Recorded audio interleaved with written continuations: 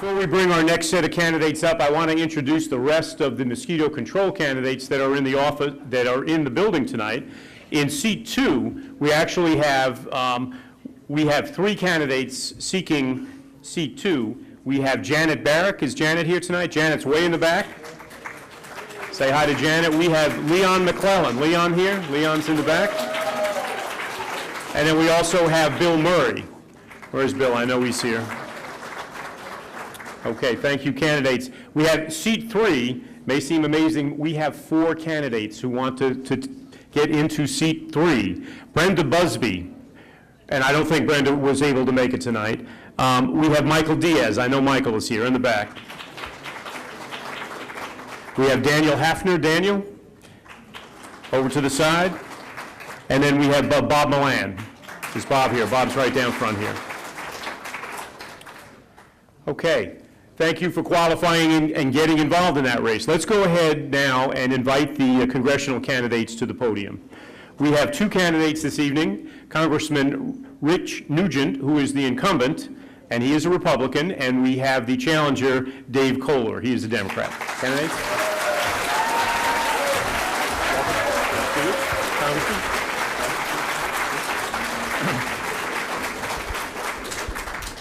Let's go ahead and begin. We're going to use the same format as we did on the last race. We're going to start with 3-minute opening statements from the candidates as they appear on the ballot, and that means that the incumbent, Rick Nugent, is first. Well, thank you very much, and I want to thank all of you for being here tonight, because obviously it could be other places doing other things, but it was so important for you to be here to listen to us. And that's what's great about this country. You can have folks with, disagreements, varying ideas in regards to how things should be done. But we can do it in an open way. Not many countries in the world allow that to happen, to have a free-flowing debate about the issues that are important to us. As Americans, it is so important. It's really been a blessing to grow up in a country like that. We take this for granted. There are so many countries in the world that would love to have this, would love to have the ability to be able to criticize our government, to come up and say, listen, I think you're doing it right, or I think you're doing it wrong. Only in America can you do that without fear of any retribution. So my name is Rich Nugent, and I've been blessed to have been able to serve you in the last 4 years in the United States House of Representatives. And prior to that, I was a sheriff for 10 years. My whole life has been service to the community. It's been about protecting those who care about the most, protecting our seniors, protecting those that are vulnerable, protecting as it relates to domestic violence or anything as it relates to law enforcement. And so when I decided to run for Congress, people said, well, why would you do that? I had the best job going. 38 years protecting the community of both outside of Chicago and then down here in Hernando County, just a suburb of Citrus County. We like that. I know Citrus loves that. We do. But we've been blessed. And that service has shown a lot of things. My family is a family of service. My wife just retired as a school teacher after 31 years. All 3 of my sons served this country, have been deployed to Iraq and Afghanistan. The youngest one just came back from Guinea, where the outbreak of Ebola took place. He was deployed there when the news broke about Ebola taking over that country and then spreading. My wife and I, of course, were very scared and very concerned. He got home and we said, do you know what happened? He said, of course we do. He said, the government of Guinea and the government of the United States knew about the outbreak, but they were keeping it quiet for I don't know what reason. But as we move forward, this country is a land of opportunity. This country is where small businesses create jobs, not government. This is about what we should be doing as a country to move ahead. And with that, I appreciate once again the Chronicle doing this and the college allowing us to use this facility. Very good. We will now hear from, very good. We will now hear from the Democrat, Dave Kohler. Good evening, everybody. Hi, Dave. Hi. My name is Dave Kohler, and I'm running for United States Congress here in Florida's 11th. I'm running because I'm frustrated with our government. I'm frustrated with our United States Congress. I'm frustrated that things don't work anymore. I'm frustrated that there's been no viable new job bills, no infrastructure bills, no investment in education bills, no immigration reform bills, nothing to address our climate, nothing to address the unemployment extension when people have lost their jobs. I'm upset with that everybody on one side of the aisle voted that women should not have equal pay. These are the things that frustrate me. This is not American.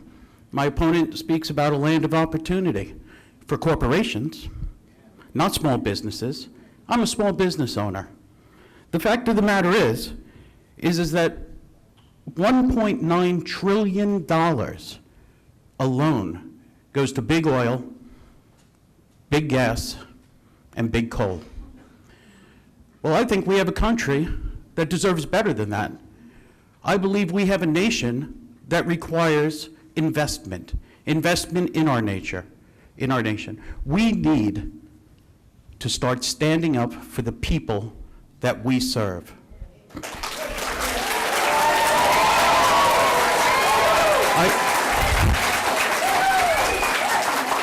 I understand that government has gotten big, but government can be efficient. It's the people within it that stop it from being so. Government's function is to protect the citizen and regulate corporations. It is not to regulate the citizens and protect corporations.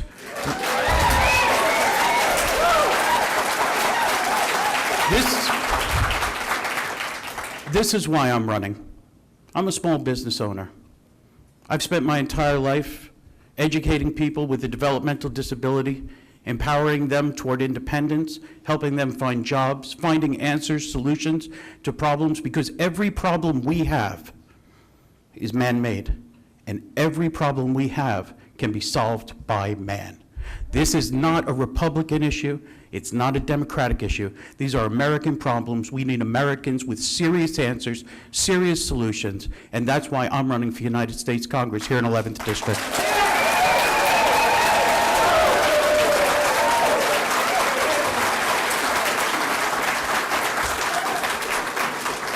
Thank you, candidates. Good job. We're going to invite Mike Wright up here again to ask candidates questions for the next 20 minutes. When we're done, we will again have 1-minute closing statements from each of the candidates. Mr. Wright. No wild applause? Hey, Mike! You know, thank you.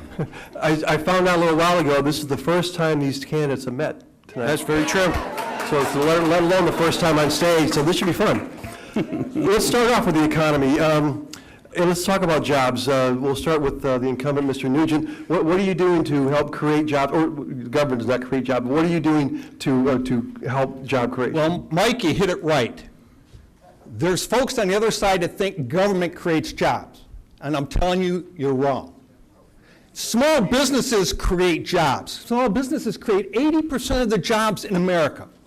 And so what have we done? And we've heard about Congress is broken. I will tell you that one half is broken, the Senate. There are 40 jobs bills that we've sent. Folks, be nice. there are 40 jobs bills that are sitting in the Senate today that have passed with huge bipartisan support of over 400 members of Congress in the House voting for. Now, I don't know what that means, other than the Senate doesn't care about Democrats that voted for those job-creating bills, and certainly doesn't care about Americans about those job-creating bills, because they would pass those in a heartbeat, because we showed them you can do it in a bipartisan way in the House of Representatives. Thank you, Mr. Nugent. Mr. Kohler. Well, my opponent says small business. If a small business is a multi-billion-dollar corporation, then I believe he promotes it. The fact of the matter is when you get down to it, small businesses are folding up everywhere. And the fact is big businesses are not the job creators. You, the people, are. When you purchase a product, when you require a need, that's where we need to invest, in the American people. It's not about spending. Now, he wants you to believe it may be this side of the aisle, we want to spend. But spending is money you'll never see again, like the government shutdown that my opponent did.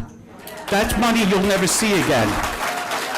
I say let's invest in our jobs, our communities. Let's invest in our infrastructure, because what we're doing is we need to protect America, but let's have an America to protect. It's crumbling beneath us. It's being sold out. Enough's enough. Thank you, Mr. Kohler. Would you, we'll start off with you, Mr. Kohler. Do you believe that the economy in the 11th District is generally better today than it was 2 years ago? And why? I do believe it's better, but due to no credit of my opponent, who has fought time and time again to take things out of our economy. I believe Can you that... give us an example of that? Of taking things out of our Yes, sir. economy? Okay. Let's say the Highway and Transportation Funding Act of 2014. This was money that our highway structure was going bankrupt. We needed to build our roadways and our highways. This is something that would benefit the nation. My opponent voted no on it. Is that a good example? Yes, sir. Okay. So when it comes down to it, what we need to do, okay, let me back up. How is it better? I believe unemployment has come down. But the fact is what are we doing? We're filling it with minimum wage jobs. People can't put food on their tables. People can't keep the lights on over their head. My opponent does not even want to raise the minimum wage. Actually, if I'm not mistaken, my opponent doesn't even believe it should exist. Thank you, Mr. Kohler. Mr. Nugent? Well, first of all, Mr. Kohler, I don't know where You can call me Dave. I don't know where you get your facts from, but small businesses are the largest creator of jobs in America. That is a fact. Now, I know that facts don't necessarily mean much, but I will tell you that, listen, am I against minimum wage? So you're putting words in my mouth. That is No, I said absolutely, believe. no, sir, absolutely furthest thing from the truth. But here's my stance. It's not the federal government should be setting the minimum wage. It's the states should be setting it, because states do a better job of deciding what the minimum wage should be. Now, folks, I will talk to you across the board. There are states that have raised the minimum wage, and Florida's raised the minimum wage. That's a state's decision. This one-size-fits-all government that this side of the aisle, the Democratic side of the aisle, says one size fits everybody perfectly.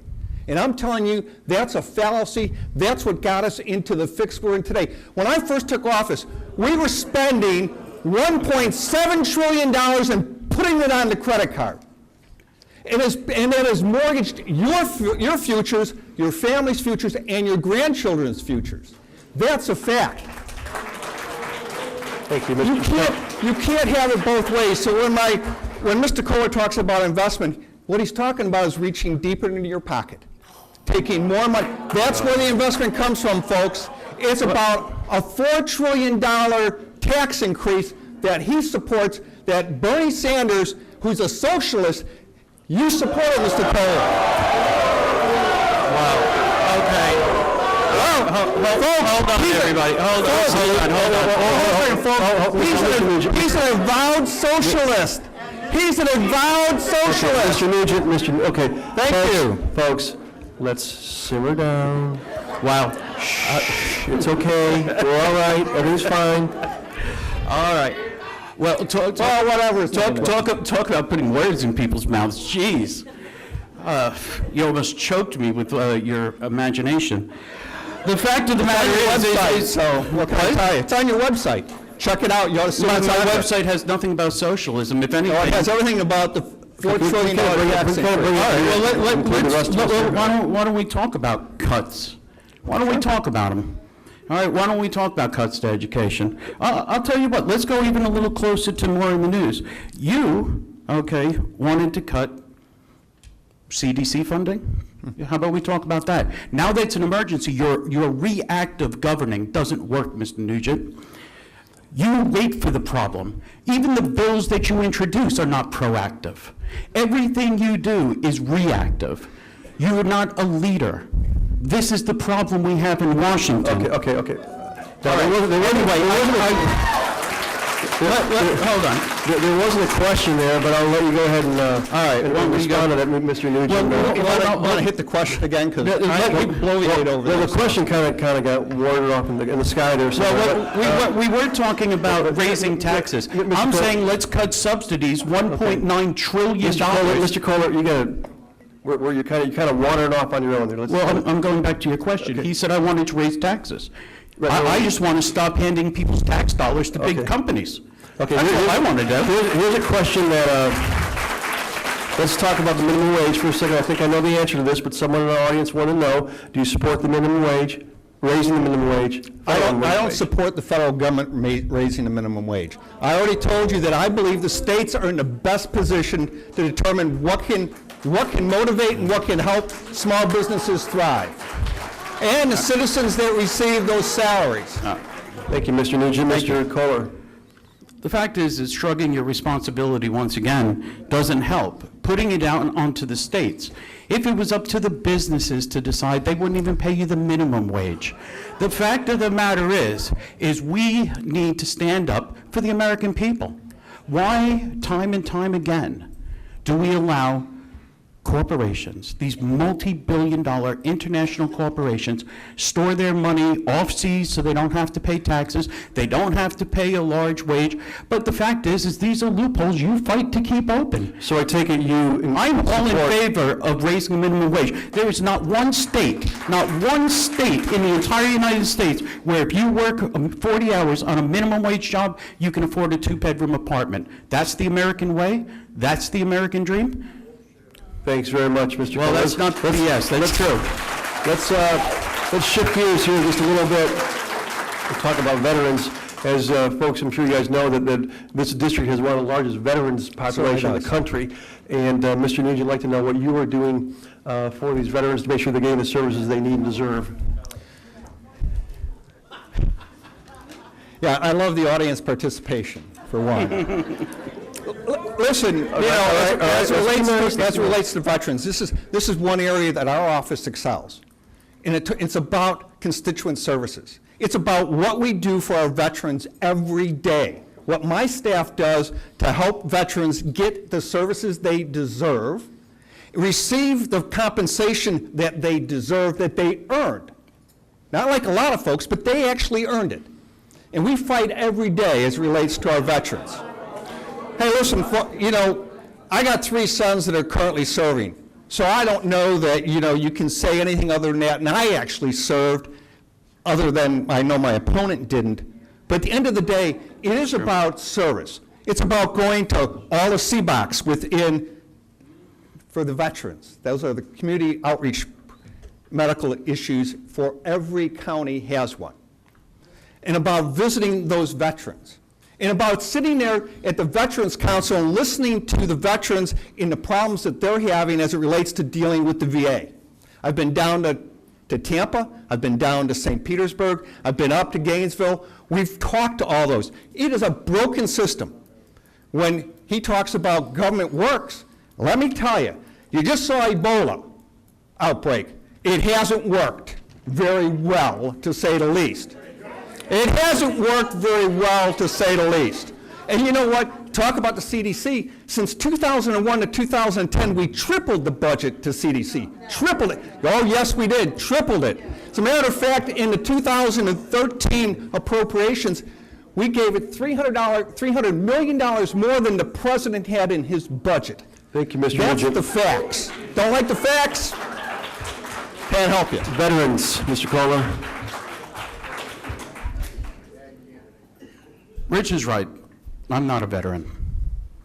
I don't know what it's like to be a part of the VA system, but I do know what it's like to be a part of a broken system. So what you do is you fix it. And how do you fix it? You go to the people that it's adversely affecting, and you have them assist you with designing the system that they are going to use. I've done several focus groups with veterans. trying to figure out the problems, trying to figure out the solutions. Because if you just state the problem and no solution, you're just whining. And I'm not much of a whiner, I'm a doer. So I meet people, and I find out that our veterans in Marion County alone, over 800 of them are accessing a food bank every 45 days. Are these the veterans you're helping? Or are they the veterans that, the 20,000 just in the state of Florida? Are those the veterans when you tried to repeal the Affordable Health Care Act? Now they're without. Or maybe it's the veterans who can't get on a waiting list because we're giving them bonuses. Maybe those are the veterans you're helping. You know what? The VA system's been broken long before you got there, and you have done nothing to fix it. I have, Let's give Mr. Nugent a chance to respond. You know, it's amazing to hear my opponents, all of a sudden he's done focus groups. I've been doing it for 4 years, And it's talking to our really veterans. Hey, listen, don't raise your voice to me. Hey, Mr. Kohler, Don't raise your voice to me. Mr. Kohler, please let the men answer the question. Thank you. it's not a Johnny-come-lately issue for me. It's about veterans. It's about something that we have fought for. And let me tell you something. I've sent letters to the VA secretary, who has since resigned, called for his resignation, asked the president, because he's the CFO, he's the chief executive officer. He could fix it today. We took away the ability to give bonuses in the VA. Legislation passed in the House. That was us. Because the federal government is so broken in regards to we give bonuses for substandard performance. Nowhere else in America do you get that. And I know that's what Mr. Kohler wants to continue on. Nowhere in America is that allowed to happen. I was over in Orlando. That hospital that's being built by the VA is 3 years behind in hundreds of millions of dollars over budget. But it's not just Orlando. It'd be one thing if it was that, but Denver, Louisiana, the exact same issue. Now that's the federal government, and that's the president's responsibility because he appoints the VA secretary. The buck stops there, and he's allowed this to continue on because it is about our veterans. And here's how I would fix it if you waved a wand tomorrow, is you actually go down and you talk, and we just had in the CBOC here in Citrus County, we just had those folks tell us what their problems are, but they can't voice that opinion for fear of getting fired. They're the ones that have the answers. They're the ones that deal with the issues. They couldn't even clear out a port on one of the patients because DC said they couldn't do it. And they've been doing it for years. And they were going to send them all the way up to Gainesville, and they were sending them up to Gainesville for the last 7 months. Thank you, Mr. Nugent. Mr. Kohler, I'm curious, you get elected to Congress, and you're in Congress. What are you going to do for veterans? Well, there's a couple of things that the veterans have actually suggested. First of all, it's a me versus them attitude, which has to immediately stop. Now, my opponent has said that we've gotten rid of General Shinseki, and the fact of the matter is that's a start. But there's no accountability. The VISN answers to no one, according to an OIG report of 2012. Now, that should have given you 2 years to figure out something where these people are accountable. So the answer to the question is accountability. We also have suggestions from veterans, things like have a veteran council that actually would hear veteran complaints. Right now, also, the VA is staffed with only 17% of active or retired military personnel. The rest are contracted paper people. So we got almost 1 million veterans coming home soon. So the fact is we have jobs, and we have a system that needs people who understand it. So I say we put the two together. And these will be moving the VA in the right direction. That would be more, if we could get that accomplished after I'm elected, than they have done the entire time he's been in Congress. Thank you, Mr. Kohler. Okay, let's move on. Let's move on to another issue, and that's Obamacare. I'm just wondering, what do you think about, well, I know what you think about Obamacare, but how's it working so far for people in this district, and would you do to change it? Well, I mean, what worked with the Affordable Care Act, but even he refers to it, the president refers to it as Obamacare. Right. And I will tell you this, that the people that I've heard from, remember when the president stood up there in front of everybody, in front of the TV cameras and said, if you like your insurance, you could keep it. No. I know you don't like, I know you don't like hearing a fact, but that, he did it, he said it. So that is not a gross miscarriage. Folks, please, Folks, let me explain something to you here. Let me explain something to you as it relates to any major piece of legislation, whether it's Social Security, Medicare, or any major piece of legislation. You got to have bipartisan support. You have to have buy-in from both sides. You have to. And Obamacare did not. Not a single Republican in the House or Senate voted for it. Because, folks, please. folks, here's my thing, is we do need to repeal Obamacare, but we need to replace it with something, that works. And the way to do that is to get bipartisan support in regards to how do you recraft it. Because you can't leave people in a lurch. And I agree with that. And you can get bipartisan support. We've done it time and time again. We've done it an issue that affected Citrus County, flood insurance. We're not going to flood insurance. Let's stay with Obamacare. Okay, so, but we've heard, I think, let's give Mr. Kohler absolutely. a shot at it. First of all, when I'd appreciate it if everybody both give Mr. Nugent and I both the same respect, please. Thank you. So the first thing is that 10.3 million Americans now have health insurance that never had it before. Okay? That's not a bad thing. 15 million people have expanded onto the Medicaid, and that's not a bad thing. Preventative care, that's not a bad thing. Having children on your insurance until they're 26. I got kids, this is good. I think when we look at it, what about pre-existing conditions? How many people couldn't get coverage because there was a pre-existing condition? How many times do your children get turned down?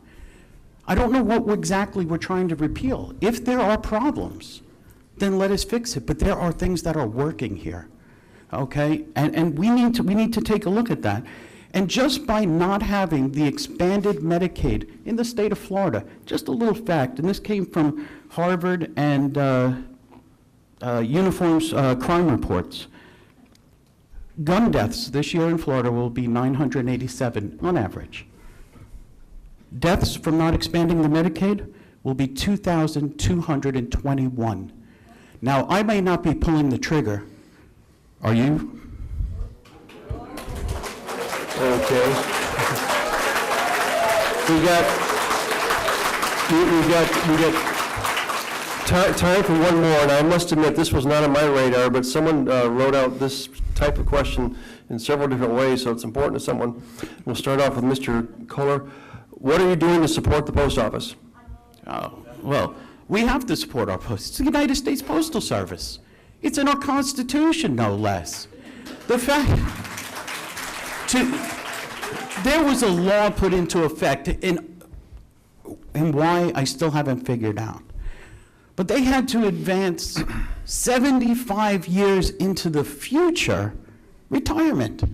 No other entity on earth has been asked to do that. We don't allow them to advertise. We don't. It's also the largest employer of veterans. So why are we trying to trash it? This is on and on again. What happens is, it's pretty plain and simple. If you look at everything, our education system to our postal service, to our healthcare system, if our Congress underfunds it and it doesn't work, they can sell it off. That's all there is to it. Our schools are not working because they're underfunded. No, the schools aren't working, let's make them charter. It's the same thing with the post office. Privatize it, privatize it, privatize it. These are services. Let's talk about the last mile. I know you're familiar with the last mile, so let's talk about that too. The Postal Service last mile. I only know you know about it because when I talk to the letter carriers, they've said they've talked to you about it. So let's talk about the last mile. Well, we have to talk about it in like 10 seconds, because we're All right, we don't need to talk about it then. We'll be fine. Thank you, Mr. Kohler. Mr. Nugent, what do you do to help the post office? Listen, years ago, there was a law passed that forced the post office to pre-fund their retirement because they were underfunded. They were clearly underfunded. So at the end of the day, it's, what's happened is the post office can advertise. If you watch TV, you can see they advertise. The post office has gotten themselves in a trick bag because they have lost business as it relates to your package delivery, as it relates to FedEx and UPS. They've lost out. The post office, to this day, they still don't do things that most businesses do as it relates to, they're upset because people aren't mailing letters to pay their bills because most people now do it on the internet. They saved the money in regards to the stamp. The post office hasn't figured that out in regards to a business plan. The post office, I don't sit on the committee that hears the postal issues, but the post office has not come up with a business plan that makes them money. They could, but they haven't. And I think that's part of what's been endemic as it relates to the federal government. There are options out there if you look at the private industry, and I'm not saying privatize. Hey, time a second. I've never said anything about privatizing the post office. But if you look at private industry as it relates to how they are efficient in what they do, there are some lessons to be learned on efficiency. And the government has absolutely forgot about efficiencies or about accountability that Mr. Kohler talked about. It is about accountability. Mm-hmm. And the federal government has forgotten about accountability on every issue. Thank you, Mr. Nugent. Can I just say one thing? Just and you can please, you can answer back as well, Rich. The fact is that it is very hard for the post office to do that budget when you have a $50 billion mandatory item line. How can you start with that much of a deficit? If you're interested in saving the post office, let's get rid of that. Let the post office thrive. It can. It's an institution.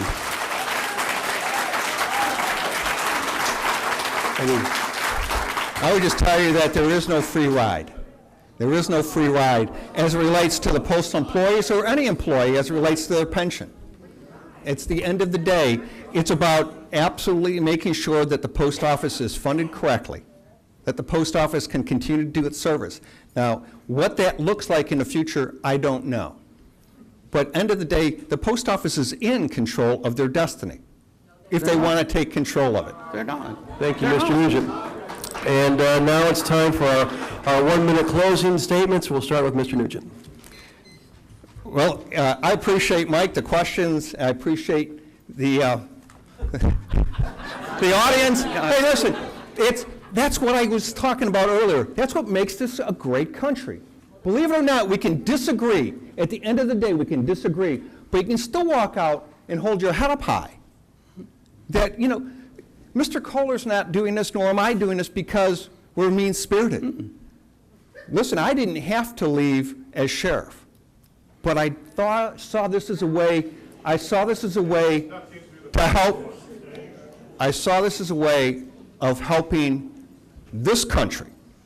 I saw this as a way to making sure that the future that I had, that my parents gave to me through their hard work, that we would allow our kids to have that same future. But slowly that has evaporated. Are your kids going to be better off today than they were when you grew up? And I will tell you they're not. And I will tell you it is one reason, and one reason only, and it's not just this president, but it's been presidents in the past, and Congress in particular, that has overspent their balance. That's why I brought forward the balanced budget amendment. It was all the presidents that have been involved in this. Thank you, Mr. Nugent. Mr. Kohler, 1 minute.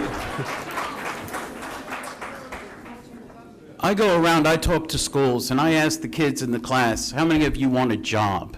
And every time the kids, they raise their hand, and they want to go to college and they want to have a job. This isn't a country of moochers and takers, as Washington wants you to believe. This is a country that's looking for an opportunity to grow, have a vision, to expand, to march forward, to build.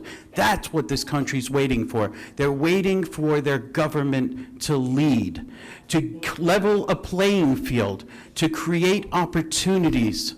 It's true. When Rich and I were growing up, hard work did get you out of it.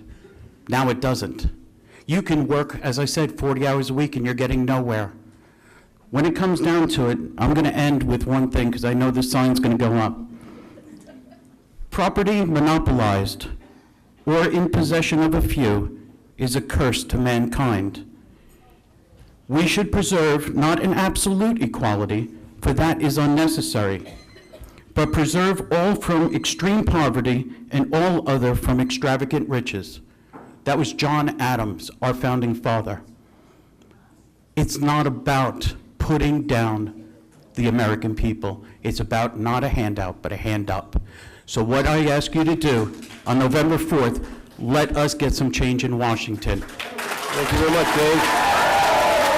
Thanks very much for the candidates. Thanks everyone for coming out tonight. Make sure you support the post office, mail lots of things, and have a great night.